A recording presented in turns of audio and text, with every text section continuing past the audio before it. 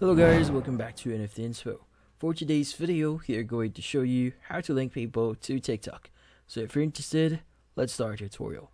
So all we need to do here first is we need to access our TikTok. So go ahead, open up TikTok, access your profile by clicking on the profile icon at the bottom right of your screen. Now from here, click on the three bar icon at the top right of your screen and choose the option here that says balance. Now if you don't see balance here, you could go to settings and privacy first, and from there, from that screen, you should be able to see balance. But in this case, let's go and click on balance. Now what we need to do next here is we need to click on the option that says live rewards. So let's go ahead and click on it. And from here, what we need to do next is we just need to click on the option that says withdraw.